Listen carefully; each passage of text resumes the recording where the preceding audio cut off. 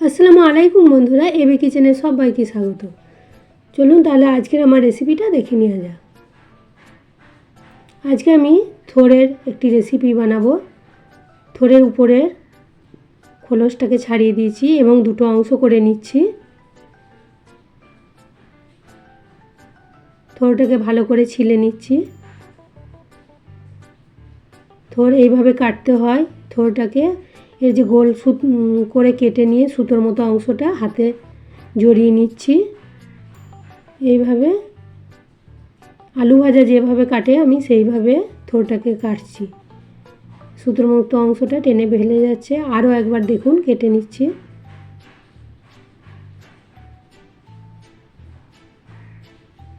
সুতোর মতো অংশটা এইভাবে টেনে ফেলে দিলে আর মুখে ঠেকবে না। আমি আলুর মতো করে কুচিয়ে নিলাম এবং থোড় কাটার সময় পানি দিতে হবে, নাহলে কালো হয়ে যাবে।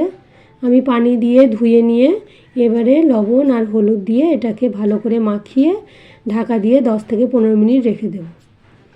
আমি এর সঙ্গে একটা আলুও দিয়েছি। আলুটাকে ছিলে নিয়ে ওই আলু ভাজার মতো থোড়ের মতো একইভাবে কেটে নিচ্ছি। আলুতেও পানি দিয়ে দিলাম, নাহলে আলুগুলোও একটু লাল মতো হয়ে যাবে পানি না দিলে। এখানে আমি 3টে কাঁচা লঙ্কা নিয়েছি আর একটা পেঁয়াজ নিয়েছি। পেঁয়াজগুলোকেও পাতলা পাতলা করে কেটে নিয়েছি আর আধখানা টমেটো দিয়েছি। 15 মিনিট পরে আমি দেখলাম কত পানি বেরিয়ে গেছে। দেখুন, এগুলোকে হাতে করে ভালো করে চটকে নিয়ে পানিটাকে ফেলে দিয়ে এবং পরিষ্কার পানি দিয়ে 2-3 বার ধুয়ে নিয়েছি। আমি তেলটাকে গরম করে নিলাম, 2 চামচ তেল দিয়েছি এবং আলুগুলোকে ভেজে নিচ্ছি। অল্প পরিমাণ লবণ আর হলুদ দেব, দিয়ে ভালো করে নাড়াচাড়া করে আলুটা আমার ভালোভাবে ভেজে নিয়েছি, তুলে নিলাম। তা আরও 2 চামচের মতো তেল দিয়েছি। 2টো শুকনো লঙ্কাকে টুকরো করে দিয়ে দিয়েছি। 1/2 চামচ কালো জিরে দিয়েছি। কাঁচা লঙ্কা আর পেঁয়াজটা দিলাম। এগুলোকেও বেশ ভালোভাবে ভেজে নেব। হালকা কালার এসেছে।